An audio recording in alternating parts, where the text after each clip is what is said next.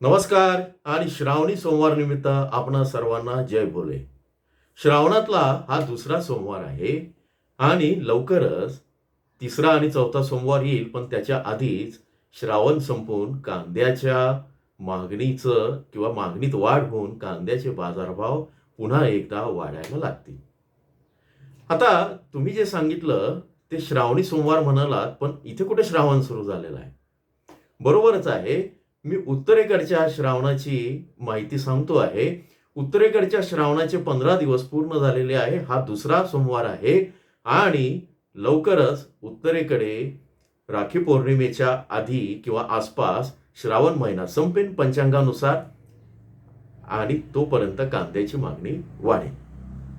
आता ही कांद्याची मागणी कधी वाढेल, कधी कांद्याचं डिमांड येईल, त्याला बाजारभाव किती वाढतील आणि हे उत्तर दक्षिणेचा श्रावण महिना यातला फरक काय, हे आपण आजच्या व्हिडिओतून समजून घेणार आहोत. नमस्कार, ॲग्रोशिवारमध्ये आपल्या सर्वांचं स्वागत आहे. आपल्याकडे आषाढ महिना सुरू आहे, पण उत्तरेमध्ये श्रावण महिना सुरू आहे.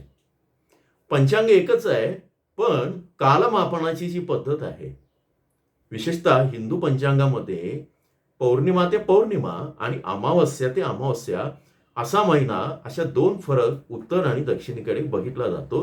त्यामुळेच काय की आज उत्तरेकडे श्रावणी सोमवार आहे आणि सगळेजण जय भोले, जय महाकाल, हर हर महादेव अशा शुभेच्छा एकमेकांना देत आहेत.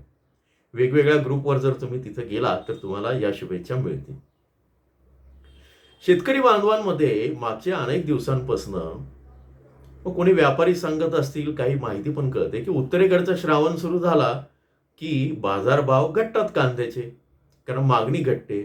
पण बघा, आता उत्तरेकडचा श्रावण गुरुपौर्णिमेच्या दुसऱ्या दिवसापासून सुरू झाला. आता त्यानंतर आता 15 दिवस झालेले आहेत. किती बरं तुमच्या कांद्याचे बाजारभाव घटलेत? खूप रसातळाला गेलेत का? 500 रुपये आलेत का हजाराचे? मुळीच नाही. तुम्हाला आठवतंय का, मागे आपण ॲग्रोशिवारमध्ये सांगितलेलं आहे की उत्तरेकडच्या श्रावणाचा परिणाम होणार नाही नाही नाही. अफवांवर विश्वास ठेवून घाई गडबडीत पॅनिक होऊन कांदा विकू नका. चांगल्या क्वालिटीचा असेल तर तो राखून ठेवा. आणि आज नाशिक जिल्ह्यामध्ये आणि अनेक बाजार समित्यांमध्ये राज्यातल्या कांद्याचे बाजारभाव मागच्या आठवड्याच्या तुलनेत वाढलेले आहेत. 15 दिवसांपूर्वी कांद्याचे जे बाजारभाव आहेत त्यामध्ये मागच्या आठवड्यात वाढ झाली आणि आज पुन्हा वाढलेले आहेत. या संदर्भात आपण रविवारी भाकीत केलेलं होतं. भाकीत म्हणजे पंचांग वगैरे बघून नव्हतं केलं, किंवा मला काय वाटतं, माझं काय मत आहे म्हणून नाही केलं नव्हतं. तर अगदी फुल प्रूफ आकडेवारी, फुल प्रूफ माहिती आणि त्या डेटाच्या आधारे आपण हे विश्लेषण केलं होतं. कारण पत्रकारिता करताना कोणी काय म्हटलं याच्यावर वक्तव्य करता येत नाही, किंवा आडते व्यापारी किंवा यांच्या मतावर बाजारभाव पुढे वाढतील की घटतील याचाही अंदाज बांधता येत नाही. कारण माणसं चुकू शकतात. डेटा आणि आकडेवारी, अधिकृत माहिती आणि अधिकृत बाजारभाव हे चुकत नाही शेतकरी बांधवांनो. आणि तेच मॉडेल जे अधिकृत शास्त्रोक्त जे आहे ते आपण ॲग्रोशिवार मॉडेल म्हणून आणत असतो आणि आतापर्यंत अनेक शेतकऱ्यांना त्याचा लाभ झालेला आहे. मेंबरशिपच्या व्हिडिओमध्ये इथं जॉईनच्या बटनावर क्लिक करून तुम्ही ते बाजारभाव कसे आपण सांगितले होते जिल्हावार, कांदा विकायचा की ठेवायचा याचे सल्ले आहेत. 95 ते 98% ते खरं ठरलेलं आहे. 100% होईल याची गॅरंटी कधी कधी होतात 100%, पण तो डेटा आहे, त्याच्यामध्ये थोडं इकडे तिकडे होतं. बाजारभावाचा अंदाज लावता येतो हे सिद्ध करणारं पहिलं चॅनल ॲग्रोशिवार आहे. आता उत्तर आणि दक्षिण भारतातील श्रावण महिन्याचा हिंदू पंचांगानुसार काय फरक आहे ते बघूया. ही माहिती तुमच्यासाठी अशासाठी देतोय, केवळ बाजारभाव देऊन चालणार नाही, तर तुम्हाला माहिती सक्षम करायचं आहे. भविष्यामध्ये उद्या समजा पुढच्या याच्यामध्ये हा व्हिडिओ नाही आला, आपण वेगळ्या विषयावर माहिती दिली, तर तुम्हाला पटकन ओळखता आला पाहिजे की उत्तरेकडचा श्रावण कधी सुरू होतो? गुरुपौर्णिमेच्या दुसऱ्या दिवसापासून. मग आता काय करायचं? कांद्याचं भाव वाढतायत, कमी होत आहेत, याचा पण अंदाज तुम्हाला बांधता येईल. अनेकांना माहिती आहे, ज्यांना माहिती नाही त्यांच्यासाठी ही माहिती आहे. आता आपल्याकडे महाराष्ट्रामध्ये नवीन हिंदू महिना जो सुरू होतो, तो शुद्ध प्रतिपदेपासून सुरू होतो. म्हणजे त्याला अमांत पद्धत म्हणतात. अमावस्या ते अमावस्या. अमावस्येच्या दुसऱ्या दिवसापासून शुद्ध प्रतिपदा सुरू होते आणि या शुद्ध प्रतिपदेपासून तर पौर्णिमेपर्यंत 15 दिवस आणि तिथून पुन्हा अमावस्येपर्यंत पुढचे 15 दिवस, म्हणजे अमावस्या हा आपल्याकडचा महिना संपण्याचा कालावधी मानला जातो. उत्तर भारतामध्ये मात्र अनेक जे पंचांग आहे तिथे मात्र तसं नाहीये. त्या ठिकाणी पौर्णिमेपासून तर पौर्णिमेपर्यंत मोजतात. म्हणजे काय, आपल्याकडे आता जो श्रावण सुरू होणार आहे आपल्या अमांत पद्धतीप्रमाणे, तो अमावस्येनंतर म्हणजे आता जी दीप अमावस्या येणार आहे आषाढ्याच्या शेवटी, त्याच्यानंतर श्रावण सुरू होईल.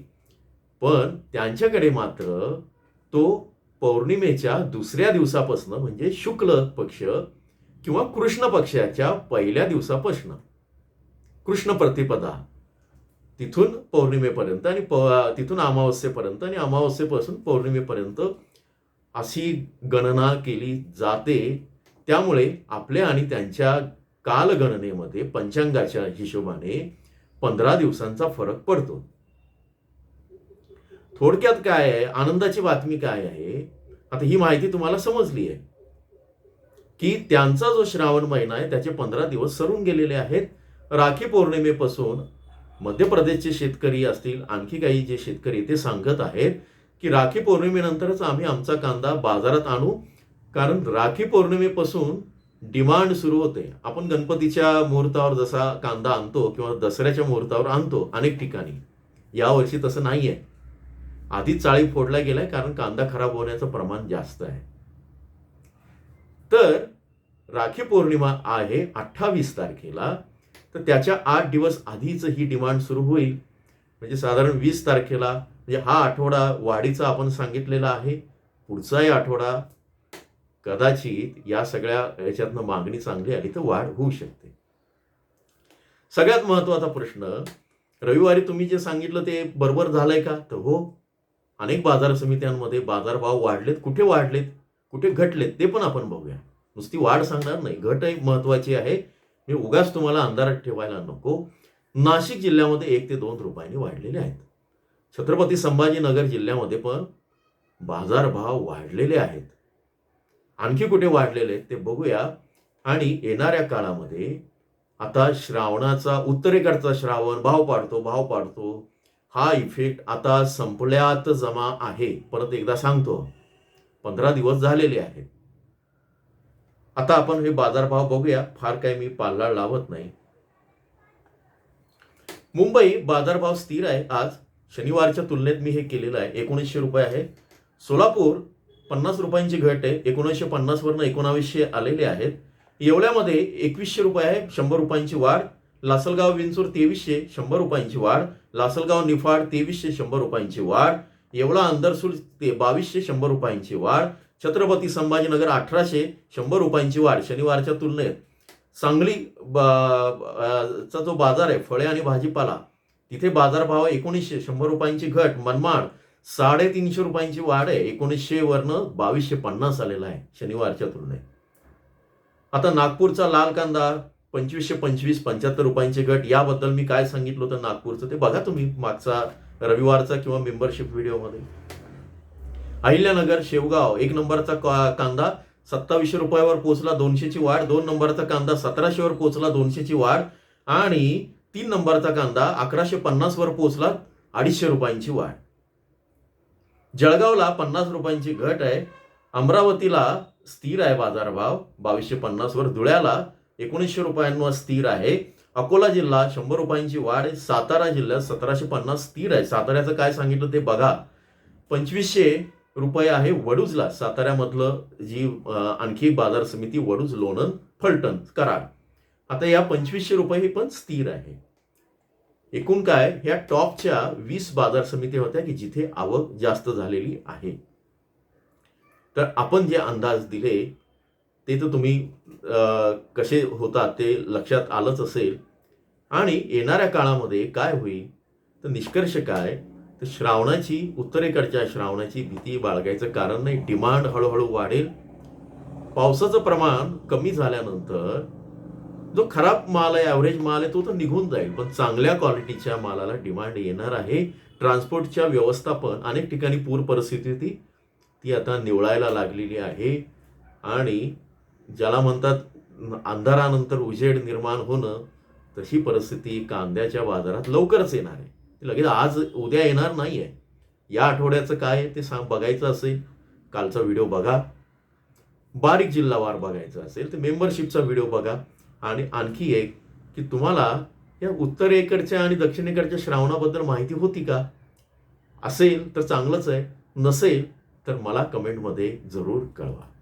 तुम्हाला माहिती सक्षम करण्यासाठी आणि तुम्हाला स्वतःचा अंदाज कसे लावायचे यासाठी ॲग्रोशिवार नेहमीच प्रयत्नशील असतो.